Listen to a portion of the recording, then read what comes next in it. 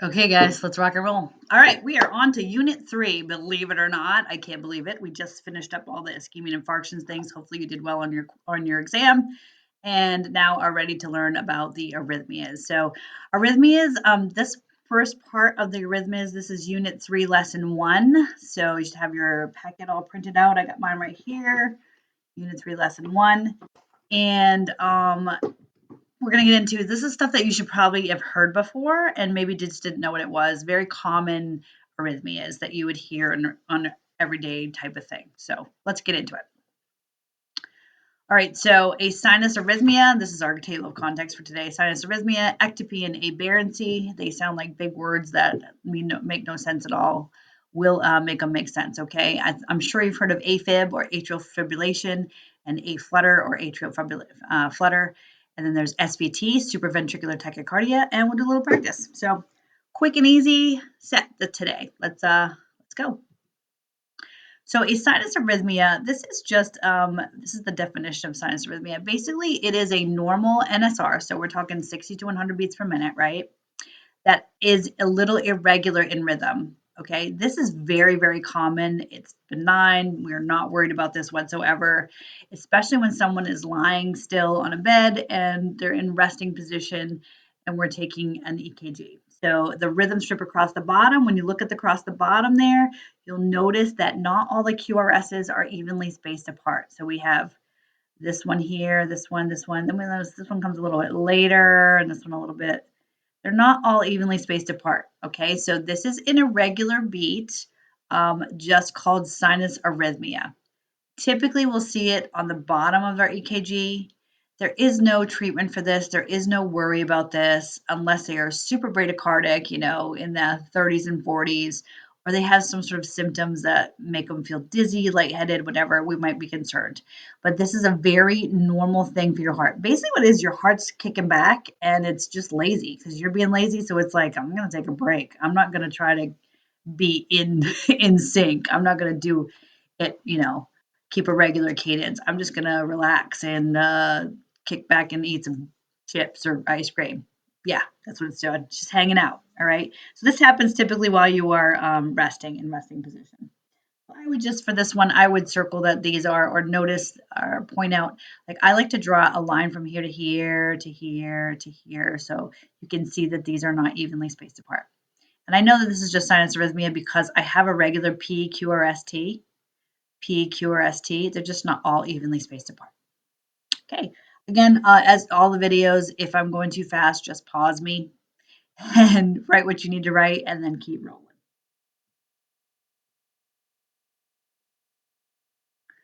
All right, so this is what it kind of looks like. This is with a heart rate of,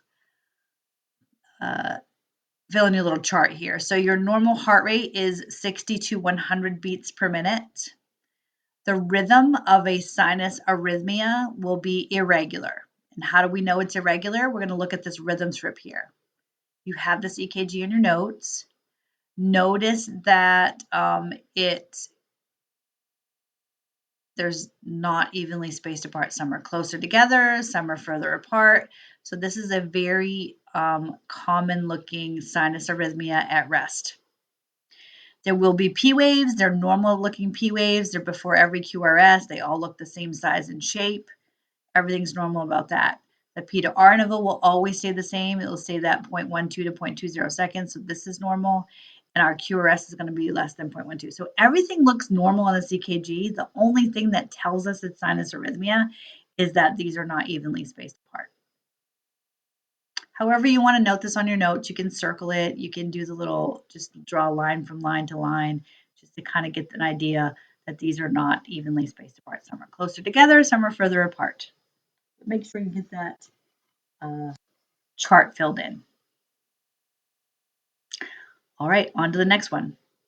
So a wandering pacemaker, so this is interesting too. So a wandering pacemaker, I'm just moving my face a little bit, means that the normal rate is going to be, like the heart rate will be a normal 60 to 100, or it might be a little bit slow. It might be a little irregular. But what we're going to see is the pacemaker, since the P wave is indicative of the pacemaker. That's how we start the heartbeat, right? So we're going to see these P waves are going to have different shapes. So some of them might be upside down, some of them might be biphasic, some of them might be tall, short. They're going to be different sizes and different shapes. That means a wandering pacemaker. So what does that mean? Normally we start in the SA nodes. We have a nice upright P wave, right, in the SA node, but it might start over here. It might start over here. It might start over here. So because it's coming from a different spot or a different angle, it's going to have a different shape. And it's just the P wave. That's the only way to tell if there's a wandering pacemaker. Is this a problem? Not really. It's not really a problem. Once again, it is benign and nobody really cares. Just something to point out, something fun to point out. All right, so here's a couple different more examples of the wandering atrial pacemaker. So again, looking at the P waves, you're looking to see what size and shape they are, and how irregular the heartbeat is, okay? So this one right here, I think this one's on your paper.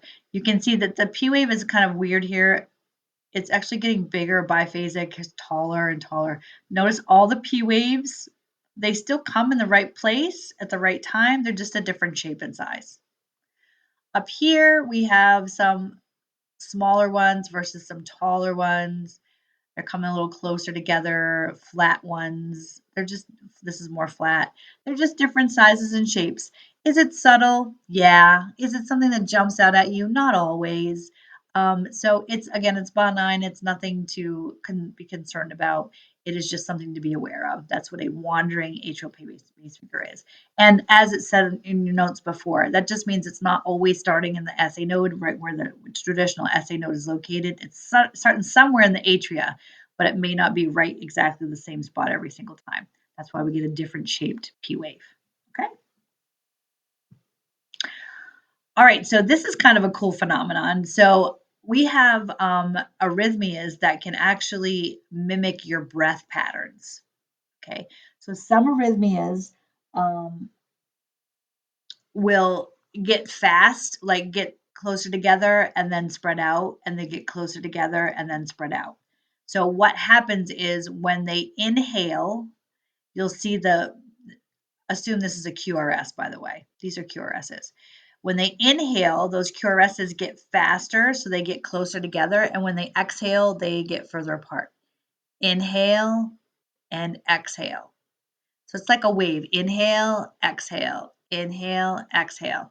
And that inhale is going to cause it to speed up, and the exhalation is going to cause it to slow down.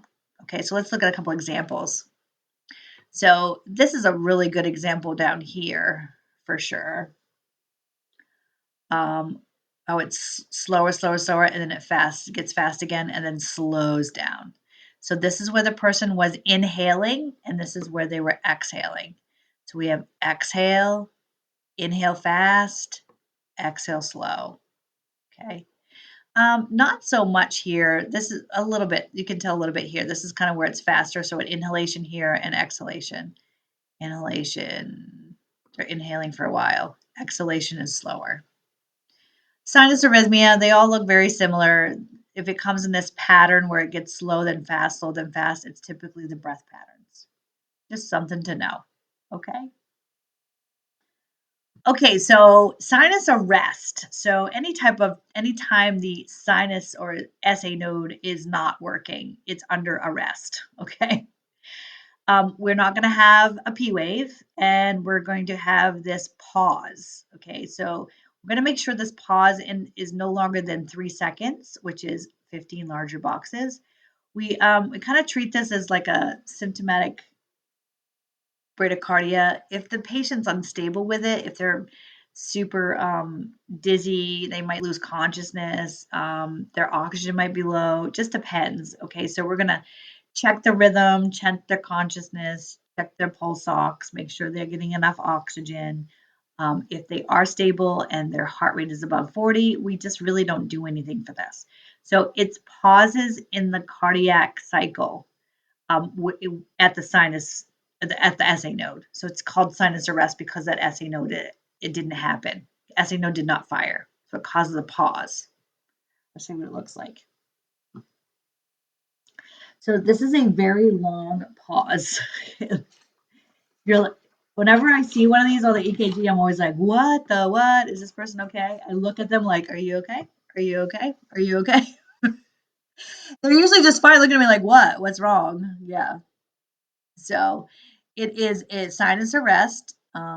And notice there is a very long pause here. So we have PQRST and then nothing happens. There should have been another QRS complex right here with a P wave. It didn't happen. It paused until this one came. So it looks really strange on an EKG. You have this picture on your paper.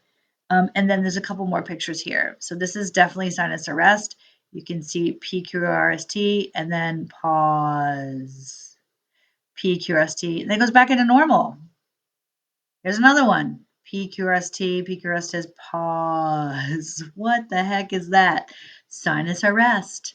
That means your SA node has just paused for a moment. It's forget how to work. It didn't work. It just forgot what it was supposed to do. Went to sleep. I don't know what you call it. It was under arrest. Okay. So this is what this is what it looks like. SA node. Again, it's not a problem unless they're having active symptoms or they're unconscious. Okay, so or their heart rate ends up being below 40. So if they're having so many pauses, one after another, their heart rate will be really low, below 40, then we have a problem with that. Okay, we might have to do some sort of implantable device like a pacemaker to keep the pace since the SA node's not working properly. All right, let's take a look at the next slide. Oh, here's some more sinus arrest. Now this would freak you out, right? Yeah, freaked me out too. Normal look over here, but then I get somewhere in the middle and whoop, nothing. There actually was a P wave right here and nothing happened. So that meant everything from here to here was all blank. I had no QRSs to go by. Eee. This is like scary sinus arrest. It went from pretty fast heart rate actually to 100, 150. Sorry, 300, 150, 100. It's a little over like 125 fast heart rate, and then it went into pause and then into a slow heart rate. 300, 150, 175, 60. This is like 40 beats per minute. Yep, that would scare me too. All right, so ectopy, fancy word here, another fancy word. We like the fancy words in EKGs. I don't know why. Ectopy just means it doesn't belong or it's not where it was supposed to be. It doesn't belong there.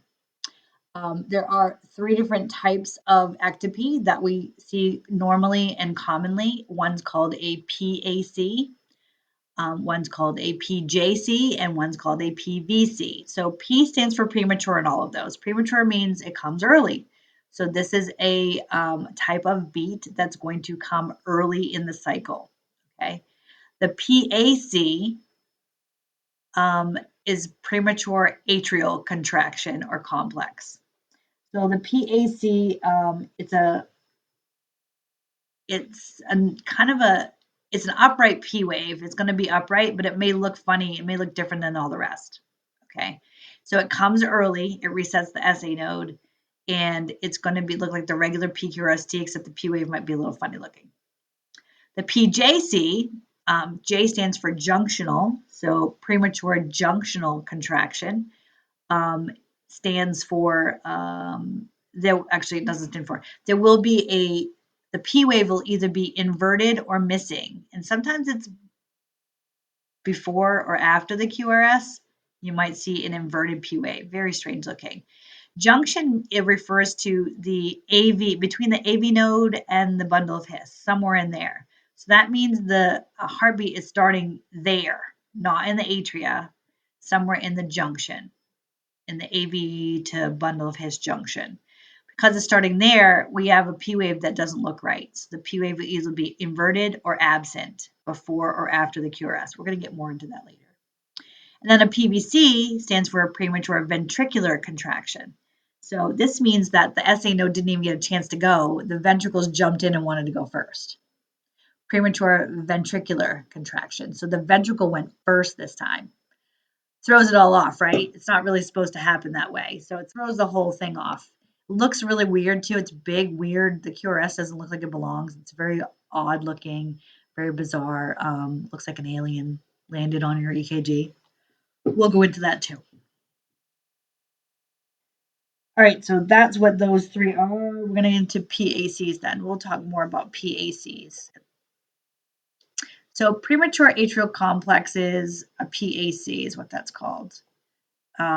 They are known as PACs. This is not a rhythm. This is a heartbeat that comes early in the cardiac cycle. PACs, they're atrial depolarizations because PAC, the atrial contraction starts with the SA node. So this is an atrial depolarization that just comes early. The P wave does sometimes appear a little bit different, a little ectopic, different in shape from some of the others. Doesn't always, but it does look, sometimes it looks a little taller than the rest. So the QRS is going to be shaped the same as all the others. That's not going to look different. This is very benign. We don't see this ever. If it triggers a whole bunch of them in a row, then they become tacky because they're early beats coming rapidly. And that might prompt some medication like a beta blocker to keep the heart rate down, but only if it's troublesome and not usually a problem. So PACs reset the SA node. Let's take a look at some pictures of them. All right, so this is a PAC that I've circled in the center. You notice that if we look at our EKGs and we look at how they're evenly spaced apart, and then all of a sudden one comes early. It's much closer to this one than the others. It comes early. And we know this is a PAC because it looks identical to the rest, meaning the QRST is all the same. The P wave is upright. Now look, it does look a little bit different than these. We did say in a PAC we might have a funny looking P wave. So it is upright QRST. And then it resets the SA node. We go back into our regular rhythm. So a PAC is like a reset button on your SA node. So we've got regular. Ooh, we came a little early. P wave looks a little funky. It's a little closer, and then it resets and goes back into regular rhythm. So we got to reset. So on your paper, I would circle that PAC just like I have it circled. Notice that the P wave is a little bit different. This is your PAC. It came early. If it's helpful to draw those lines from here to here, like it's jumping, to know that this comes early, whatever works best for you to write your notes. I'm following along just to make sure I'm in the right track. And if you're not quite done yet, then pause. I'm going to move to the next one. All right, so there are PACs that have what's called an aberrant conduction. Okay, so if it's an aberrant conduction, it's still an early beat. It still has a P wave, but the QRS is going to look very different. It's going to have what they call as an RSR. So RSR, instead of going QRS, down, down, it's going to go up, up, RSR. Okay, so yeah, it looks a little bit like rabbit ears. So this is an early beat. We know there's an early PAC because there's a P wave, but then this QRS looks very different than this one. It's big and wide, and it has its RSR. I go over and I have a regular PQRST, regular QRST. A P wave came early. It looks a little different than the rest. And I look at the QRS next to it. I have this RSR again, and the QRS is big and wide. This is a PAC with aberrant conduction or aberrancy. So it's still starting the SA node, but then it's going in a weird direction. Instead of going straight to the AV node, it's kind of going around it and sideways, and that's what creates these little EEE. That's very scientific, by the way. These little EEE rabbit ear type things, the RSR. Okay. Yeah. So these are PACs. We know it's a PAC because we have an early beat with a P wave. A stands for atrial. So this did start in the atria, but because it's aberrant, it's going to give us this weird looking QRS with the RSR. I have another one over here, P wave. It's aberrant, so we've got RSR, weird looking QRS. Hopefully you got that. If not, you can ask me about it in class next time, okay? All All right, so this is just showing that the PAC resets the SA node. So these big, A is going to be our normal R to R interval. So if we did our regular heart rate, we take the distance between the QRS to the QRS. They call it R to R. So here's my R to R. This is my normal. We're going to go 20. So it's 4 boxes, okay? And then over here at B, this would be if we kept the regular cadence, this next one would stop right here. There's the 20, right? But notice it didn't. We had one come early. So this is the early beat. This is my PAC. I know it's a PAC because number one, it's early. That's what premature stands for. A stands for atrial contraction. I know it's coming from the atria because it has an upright P wave. It's coming from the SA node. Okay. And it's contraction is essentially that. So premature is early. A stands for atria, so it has a normal P wave. And then it resets. It goes back into this regular normal. This is where it should have been, but because we had this PAC, it reset the SA node into a new pattern, I guess is a bit new rhythm, basically. You can see this is a PAC also, and from here to here is the normal 20. Yeah, it's kind of cool. So it does reset. This is the only one of the 3 premature contractions that resets the SA node. It's the only one that starts on the SA node, so it's the only one that can reset it. Easy to remember that. So A represents the normal R to R interval. B, the arrows indicate where the NSR was supposed to be. And C is showing where the PAC actually resets the SA node, and when you go from R to R, it goes back to normal, same as it was in A. And you can see the PACs down here. So here's the PAC came early, reset the SA node to a regular beat. We got another early one, resets the SA node. Again, we'll go over them in class. Take the notes, let it sink in a little bit. We'll go over more in class. All right, take a break if you haven't. I am not going to stop the video, but this is where you can take a nice little pause if you need to, and come back to us, okay? And if you're not going to take a break, we're just going to keep rolling along. So if you'd like a break, take one now. Just pause, stretch, do whatever you got to do, and then come right back. And here we go. All right, so let's get into atrial rhythms. So the rhythms that originate in the atria, we're going to talk about these 4.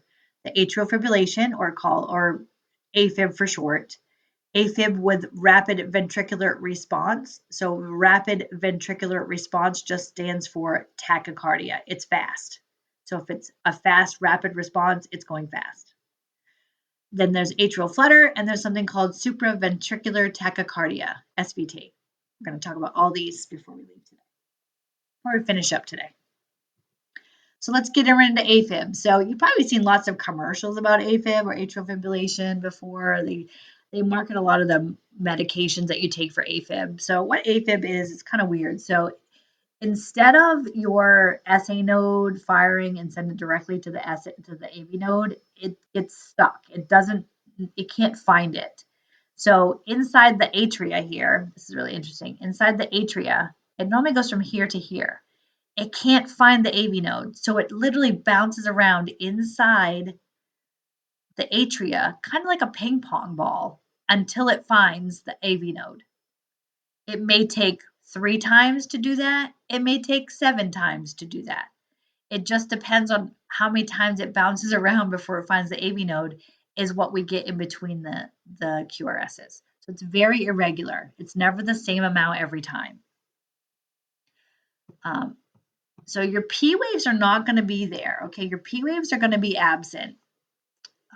It's not really forming a P wave because it's not getting to the AV node like it's supposed to. So what we're going to get are these little wiggles. They're called F waves. Okay, everything's going to be very irregular. Notice these are not evenly spaced apart. Now, you can tell the difference between a sinus arrhythmia and AFib based on what we see between the QRSs. We know this is irregular. In a sinus arrhythmia, we'd see regular PQRSTs, just in an irregular rhythm. Now this does not have PQRSTs. You might see some T waves pop through. There's no P waves. It's all F waves, fibrillation waves. So see those wiggles, wiggle, wiggle, wiggle, wiggle, wiggle. Those are wiggles. Notice there's only one here, and there's like 5 or 6 here, and then there's 5 or 6, and then there's one.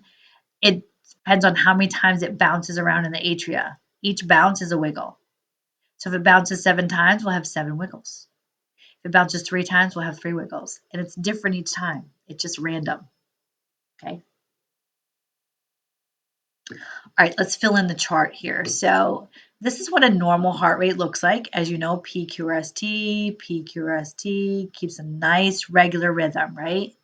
Down here, notice how differently spaced apart these are. Some are close together, some are far apart.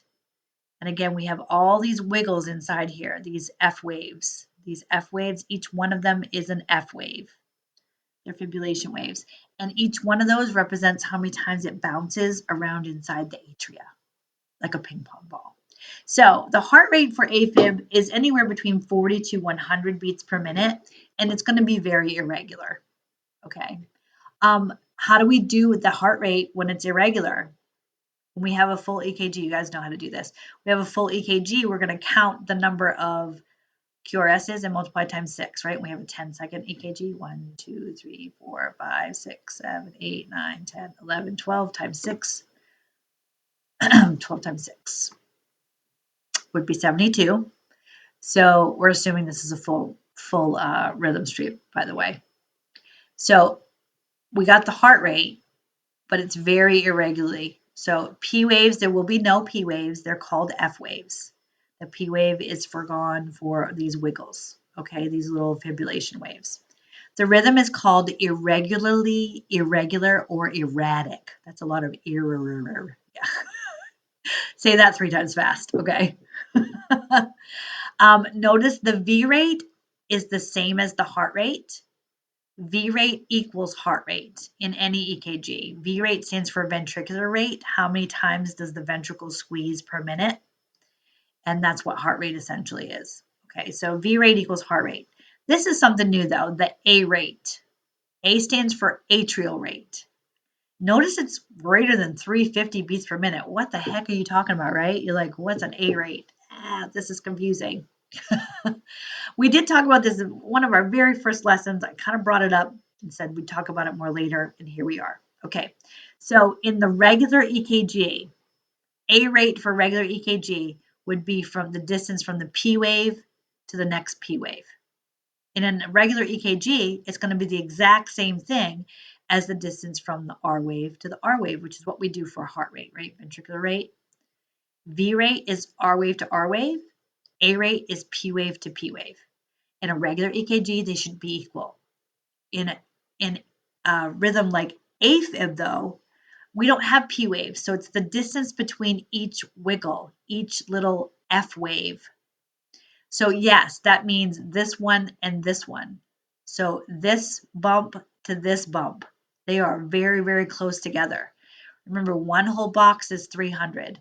So there's at least two inside this box. It's well over 300 beats per minute, the A rate. And that means that electrical impulse inside the atria that's bouncing around like a ping pong ball is doing it at more than 300 beats per minute. Boom, boom, boom, boom, boom, boom, until it finds the AV node.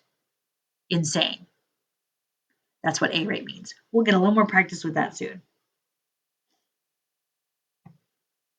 Okay, so let's take a look at this EKG, and we're going to try and diagnose or at least interpret this. I can't diagnose because I'm not a doctor officially, so I can interpret. We're going to interpret. So first we determine the heart rate. Let's look down here. We notice that it's not very evenly spaced apart. I have some that are closer than others, so it's irregular, but it is a full EKG, so I can do the irregular heartbeat one, right? 1, 2, 3, 4, 5, 6, 7, 8, 9, 10, 11. So 11 times 6 is 66. The heart rate is around 66. You would put heart rate as 66. Is it regular or irregular? We determined very quickly that this was irregular. They are not all evenly spaced apart. We have some wide ones and we have some short ones. V rate is the same as the heart rate. So we got 66. You would put 66 here as well. I'm going to come back to A rate. Okay. Are there P waves? Definite P waves in front of each QRS? No, these are wiggles. These are F waves. Okay. So there are definitely F waves. And then the A rate is going to be the distance between each of the wiggles. And this is actually pretty easy to see because I'm going to use this point. You can see this point is over here. So I've got about 4 little boxes. 1, 2, 3, 4. 1,500 divided by 4. I think that's 375 off the top of my head. Let me just do the math. 1,500 divided by 4. 375. Boy, I'm good. I knew that one before. I'm not that smart. It's okay. I am, but I'm not. All right. So the A rate, because the distance between this one wiggle to this wiggle is about 4 little tiny boxes, this wiggle to this wiggle, and 1,500 divided by 4 is 375. So my A rate would be 375 beats per minute. And again, that means that that conduction that's bouncing like a ping pong ball is doing that 375 times a minute until it finds the AV node. That's what that means. So this is a classic atrial fibrillation because it's irregular. We have F waves. The A rate is high. It's very irregular. This is definitely AFib. That's what you would put down. What rhythm is this? This is atrial fibrillation or AFib. All right, so the next one is called AFib RVR. So it's exactly like AFib, except the heart rate's going to be fast. Okay, RVR stands for rapid ventricular response. If we have a rapid ventricular response, the ventricles are squeezing fast, so therefore we have a fast heart rate. It's tachycardic. Okay. It's gonna look exactly like the AFib, except that it's fast. The heart rate will be greater than 100, just like in any other tachycardia we have. So are there P waves? No. No P waves in AFib RVR. We have the F waves. We have the wiggles. Okay. It is irregular. The heart rate will be irregular at above 100 beats per minute. And since heart rate and V rate equal the same thing, our V rate will also be above 100 beats per minute. Notice the rhythm is irregularly irregular, once again, or erratic, if you want to place that in there. I purposely skip over the A rate because everybody gets a little confused with that. I just want to practice it more. So the A rate is about 300 to 600 beats per minute in AFib RVR. That is insane. Insane, insane. And that's not how fast the heart is squeezing or pumping. That's how fast that electrical conduction is bouncing around inside the atria trying to find the AV node. Okay, hopefully I've said that enough that it makes sense to you now. All right, let's move on. All right, if we're looking at this EKG, we're going to determine the heart rate. It's very irregular, so number 2, we can put down that it's irregular. Definitely looks irregular to me. These are not all evenly spaced apart, are they? Nope. So the A rate, I'm sorry, the V rate, we're going to count the QRSs. I think this is QRS right here. Yeah, 1, 2, 3, 4, 5, 6, 7, 8, 9, 10, 11, 12, 13, 14, 15, 16, 17, 18, 19, 20, 23 times 6. 23 times 6. It's too late to be doing this. 138. So my heart rate is 138 for this EKG. We know it's irregular. V rate is the same as heart rate, so this would also be 138. Your A rate is going to be the distance between the wiggles. There are not P waves here. There are some T waves coming through. That's a T wave, that's a T wave. But we definitely see some wiggles. You can see some wiggles really well in this lead 3. Wiggle, wiggle, wiggle, wiggle, wiggle, wiggle, wiggle, wiggle, wiggle, wiggle. So I have, let's see, I'm taking my best guess. I know that this is very tiny and it's hard to see, but we know for sure it's less than 300 because this wiggle goes over to here and it's not one full big box. It's like 3 or 4 boxes. So we're up in like the 375 range again for our A rate. So all the same things as AFib. It looks just like AFib, except that we determined that the heart rate was 138. Because the heart rate is 138, this is considered AFib with RVR. So AFib, irregular heart rate, no P waves, F waves, lots of wiggles, heart rate below 100 is AFib, AFib RVR, all the same characteristics, just that the heart rate is above 100. Easy peasy. Okay, let's get into flutter. This is one of these things that, again, I keep saying you can notice that across the room because this is something you definitely can see across the room. Okay, it's like so identifiable. I can tell on a monitor when I walk into a patient's room when they're in flutter. The doc's looking like, I don't know. I think maybe I'm like flutter. And they're like, I don't know. We're gonna do the EKG and find out. It's definitely flutter. Hello. All right. So instead of bouncing around inside the atria in all these different times, it's going to go in a complete circle inside the atria. Starting at the SA node, trying to find the AV node, it's going to take one circle, didn't find it, didn't find it, didn't find it. Now it found it. So it creates this circular pattern. So all of the F waves are going to be the same size and shape. If you think of like a telephone cord or old cord that coils up, it's that's going around in a circle, all coiled up. They're all the same size and shape. Okay. So the impulses travel in a circular motion. Okay. It sets up it's usually regular, very hard, very fast flutter waves. So they have F waves too. They're just called flutter waves versus fibrillation waves. I will show you what it looks like because it's different. The ventricular rate is regular. It's sometimes irregular, but most of the time it's really regular. Okay, that's another way to kind of tell it's flutter versus fib because it's not too many irregular heartbeats. Okay, we have a couple that come out of line, but for the most part they are pretty regular. All right, let's take a look at the EKG. All right, so this is what a flutter looks like. Notice that it is pretty regular, okay? And all of these wiggles in the middle, notice they're all the same size and shape, and they kind of look like a sawtooth, right?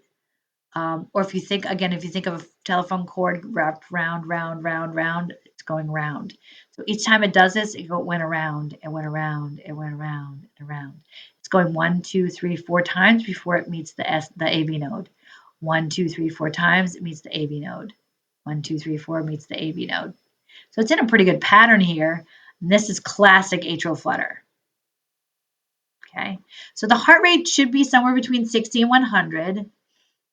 There won't be any P waves. There will be flutter waves that will all be the same size and shape. So that's what's different from fibrillation waves and flutter waves. Fibrillation waves are not the same size and shape, and flutter are. And they're very identifiable. They look like this sawtooth. Okay. The A rate's going to be somewhere between 240 and 320. Notice the V rate is also 60 to 100, and I put it here up to 150 because there is no atrial flutter RVR. It's just a tachy flutter. It might show up to 150, and it's still just called atrial flutter. So it's not like they'll say atrial flutter with some tachycardia. It's not called the RVR, not that special name, okay? The rhythm is typically regular. Occasionally we'll get some that will fall out of line, but for the most part, it stays regular. Okay, so A rate on here, again, the distance between the wiggles. And these are easy to do because they have points on them. So I would find a point that falls on a line. Here's a great one right here. And notice the next point over is right there. And we know that 1 point over is 300 beats per minute because we go 300, 150, or 1500 divided by 5. It gives us 300, right? So this is 300 beats per minute because we're taking from that F wave to that F wave. That's the A rate. Super simple and easy. Hopefully you got it. Let's take a look at this next one here.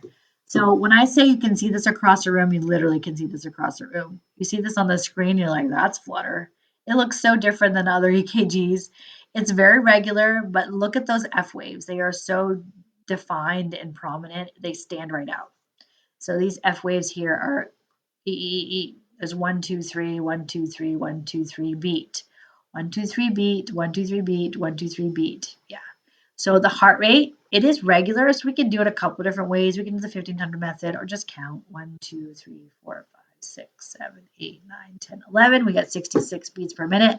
11 times 6 is 66. It is sinus rhythm. It is staying regular. It is between 60 and 100. V rate is the same as the heart rate, so that is also 66. We'll come back to the A rate. Are there P waves or are there F waves? It's very identifiable. These are definitely flutter waves. It's so different than what a PQRST looks like. And then the A rate. So the A rate is the distance between the bumps. If you can find a bump that falls on a line, you're going to be good and count over to the next one. And you can do the 1500 method with this. It's the most accurate, obviously. So I like this one right here. It's over on this one. So that's 4, 5. It's 5. 5 little boxes, 1500 divided by 5. We got the A rate is 300. 300 beats per minute. Okay, so I've done this a few times. Just want to make sure you're all following. The wiggle point, find one. This is the A rate over to the next one. And it's called A rate because it's referring to the atrial rate, how fast the atria is turning over. And since these are going pretty fast around in a circle until it finds the AV node, we can see that it's going about 300 times per minute around inside that atria. All right, pause and rewind if you're lost. Let me show a couple more pictures here. So AFib versus A flutter, just to kind of give you like a side-by-side comparison to know the difference, because they look very similar, they sound similar. You know that it's not coming from the SA node. There's no P waves involved. They both have F waves. This is AFib. Notice how very irregular it is. We do have some T waves popping through, but for the most part, these are just weird looking wiggles in between. No specific P wave right at the beginning here of the QRSs. And flutter stays pretty regular, but look at the sawtooth up and down, back and forth, up and down, up and down, up and down. It's going round and round in a circle. So that's how it makes this sawtooth pattern come alive.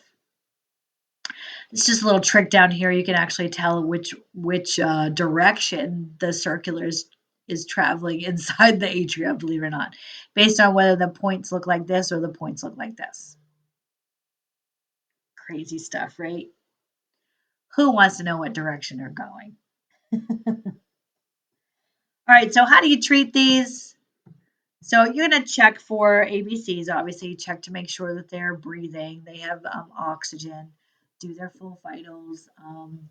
A 12 lead EKG if needed. They will primarily be placed on what's called anticoagulants, so blood thinners, heparin or Lovenox. You've probably heard of some other blood thinners that work. It just keeps it from clotting, because if it's staying inside the atria longer than it should and it's doing this weird circular motion or bouncing around motion, it can cause the blood to get pulled in there and cause a clot. So we don't want a clot inside there. If for some reason they're in AFib and it can't be controlled, it's now gone into the 170s, 180s, it's way out of control, we can't get the heart rate to come back down, we would do something called a synchronized cardioversion. That is a cardioversion on their heart where you shock it with the shock machine, like rub them together, clear, right? But they're just consciously sedated. Their heart is beating. So I know people don't think that you can shock the heart when they're actually beating, but you can. You can shock it back into regular rhythm. It's kind of a cool thing to watch, actually. You can give some medications that can keep the heart rate down, like beta blockers. Calcium channel blockers will do the same thing in case so they don't get that really high heart rate. The atrial fibrillation can sometimes get out of control and become the RVR. These are just some different types of medications that are pretty common to give for the atrial fibrillation for controlling the heart rate. Metoprolol is probably the most common. I know most patients that come in that are on a beta blocker because their heart rate is so unstable are on metoprolol. It is the most common beta blocker out there. All right, last one on the list here is the SVT. That stands for supraventricular tachycardia. So let's talk about like what the heck does that even mean? So let's break it down in medical terms. Okay, so supra, I think as you guys know, means super or above. So supra means above. And ventricular just refers to the ventricles, and tachycardia, as you know, means a fast heart rate. I don't think I have them written in here. I do not. I'm sorry. You'll just have to go by what I'm saying. Supra means above, like super. Ventricular refers to the ventricles, and tachycardia refers to a fast heart rate above 100. So this refers to a fast heart rate originating somewhere above the ventricles. We don't really know where it's going so fast, so you can't tell if there's a P wave. If there is a P wave, it's buried sometimes inside the QRS. It's going so fast. So the heart rate is going to be well above 100. It's usually above 150 up to 240. Yeah, that's really fast. I know. The P wave may be hard to find, or it's just not there because it's just getting overpowered. The heart rate's going so fast, you just cannot find it. Again, that V rate is about 150 up to 240. Yeah.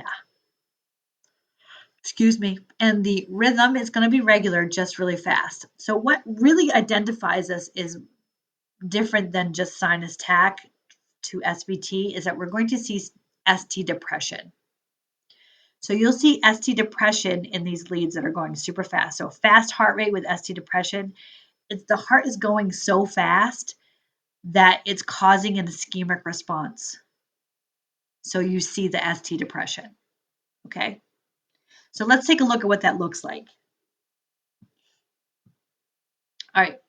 I didn't realize it was on here. Hold on a second. Okay, so it arises from improper electrical activity of the heart. Yes, of course. So it is a type of extreme tachycardia, very, very fast, that originates above the AV node, the ventricles and the AV node. That I've had patients tell me it feels like their heart is jumping out of their chest. It's going so fast, and their heart rate will be well above 150. It can come on very, very quickly, but it can go just as quickly too. Sometimes it only lasts 10 seconds, 15 seconds, and it's gone. If it's untreated and it continues to happen often, it can lead to some pretty unsafe rhythms or even in the long run, death if it's not treated. Again, very identifiable by the fast heart rate and the ST depression, which we're going to look at on the next slide here. I'll let you finish writing that down. Take a sip of water. If you need to pause and finish writing, you can. Here's what SVT looks like. So this is pretty easy to see. We've got just one lead hanging out up here. It's fast heart rate. We can tell because I can go 300, 150. So this is about 160. If you want to do 1500 method, we got 5, 6, 7, 8, 8 or 9. Let's do 1500 divide by 9. That gives us 166. 1500 divide by 8. That gives us 187. So it's pretty fast, right? But also notice that the ST segment is depressed. Here's my isoelectric line, and the ST segment is below the isoelectric line. It is depressed. You can see it really well in this EKG here. This is a heart rate of 190 beats per minute. Because it's going so fast, it's causing that ischemic response, and we're seeing ST depression. I can see it here. I can see it here, here. I can definitely see it here, and here, and here, and here, and here. Everywhere the arrows are is pointing to ST depression. Again, our isoelectric line is here, and it's depressed below. Isoelectric line is here, depressed below. Isoelectric line, depressed. Okay. Take good notes as you wish. Put little notes on there so you understand what I'm talking about, and you'll identify this later. All right, so how do we treat SVT? I'm going to follow along on your paper because it looks a little different than mine. I don't have the flow sheet. It says assess the patient. So you are first checking for primary survey. Check the ABCs, the oxygen, the pulse ox, the vitals, and check the rhythm to see if it's regular. Okay. If the patient is unstable, meaning they've passed out, they're not responding, they're hyperventilating, we're going to do an immediate cardioversion, which means we're just clear. So if the patient is unstable, perform the cardioversion. If the patient is stable, meaning they don't have any weird symptoms, they just know that their heart is racing, you can ask them to do the Valsalva maneuvers, okay? Cough or carotid massage can usually break them out of a fast heart rate and bring it back down without having to do any intervention at all. If you cough real hard, right? Cough real hard, then you can sometimes bring that down. Valsalva maneuver, as we know, is the one where you bear down like you're gonna do a big old poop, but you're not doing poop, just bearing down. That can stop it as well. If you pair that with what's something called adenosine, okay, adenosine is going to actually repress the heartbeat, so it's going to bring the heart rate back down. You're going to push about 6 milligrams in, followed by saline, and repeat it if you have to. But it's a fast push to get the heart rate to slow down. Atropine speeds the heart rate up, adenosine slows it down. Okay. And then you follow up with both of the stable and unstable patients. Once we've got the initial heart rate down to a controllable, heart rate, to prevent it from going back up again, we're going to take medications that help us with rate control. So these usually include the beta blockers, the calcium channel blockers, the digoxins. It's going to help with that heart rate to keep it down in a regular heartbeat so we're not overtaxing our heart. Obviously, if we kept a heart rate at 190 consistently all day, our heart would eventually just give out. It's not meant to be under that stress constant all the time. So it's like sprinting all day around the block. It's too much. All right, we are going to practice. So here's your first EKG. You have the same one on your paper. It's a little blurry looking, but we can figure it out. First thing we're looking at is the rhythm across the bottom. Is it regular or irregular? Kind of get that in your head. Is it regular or irregular? I'm going to walk you through this first one together. It's very irregular, correct? So it can only be one of two things. It can be atrial fibrillation or it can be sinus arrhythmia. For it to be sinus arrhythmia, it needs to have a regular P, QRS, and T. I can tell you right away that these do not have regular P, QRS, T's. There's no P waves in the beginning. Have some wiggles here. In atrial fibrillation, you'll see wiggles. There's some wiggles. So we know this is AFib, but is this AFib or is this AFib with RVR? We have to find out by doing the heart rate. So we're going to count them up.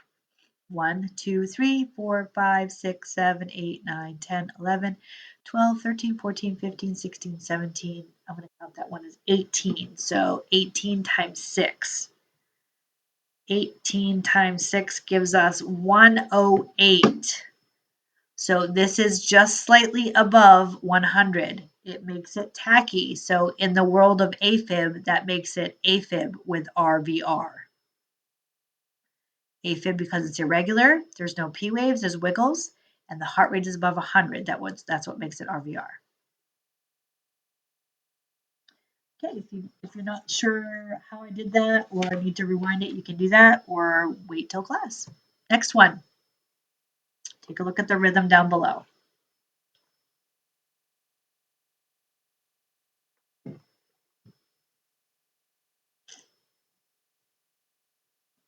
Is it regular or irregular? Well, number one, it's fast, right? You can tell it's fast. There's a lot of them down there. And they are not evenly spaced apart. They look kind of like they are, but they're not. So this is definitely irregular. It's definitely fast. The only irregular heartbeat that's fast is AFib with RVR. How do I know it's fast? I'm going to count them. 1, 2, 3, 4, 5, 6, 7, 8, 9, 10, 11, 12, 13, 14, 16, 17, 18, 19, 20, 21, 22, 23, 24, 25, 26, 27 times 6. That's fast. 27 times 7 times 6, that gives me 162. So this heart rate is 162. It's very irregular. This is AFib with RVR. Next one. Oh, it should jump off the page. You should see that and go, I know that right away. It's super identifiable. That sawtooth pattern is very identifiable. If you haven't guessed already, this is atrial flutter. And you can tell by the flutter waves. They are very identifiable. They look like sawtooths, right? Yes. Fantastic. All right, let's do this one. Take a look at the rhythm across the bottom. Is it regular or irregular? Looks very irregular to me, for sure. Okay. And I see some PQRST, PQRST, P, it's a small P wave, PQRST. So I see PQRSTs, they're just not evenly spaced apart. So this is not atrial fibrillation because we don't see the F waves and there's a definite PQRST, but it is very irregular. The heart rate is definitely below 100. 1, 2, 3, 4, 5, 6, 7, 8, 9, 10. It's about 60. So this would just be regular old normal sinus arrhythmia. Very benign. Nobody cares about this one. All right, let's try this one. I don't know if you have this one on your paper or not. Heart rate is fast. 300, 150. We're at about 160 here for heart rate. It is a regular rhythm. Can we find the P wave? Not really. It's kind of hidden, but I can definitely see that there's some ST depression here. So a very fast heart rate in the 160s with ST depression can only be one thing. It's SVT, supraventricular tachycardia. And that is it for tonight. So I hope you got everything. Obviously, you can rewind it anytime if you need to. There is no other assignment related to these notes. We will see you on Monday and go over them and then get back in the lab. Let me know if you have any questions. Otherwise, I'll see you Monday. Take care, guys.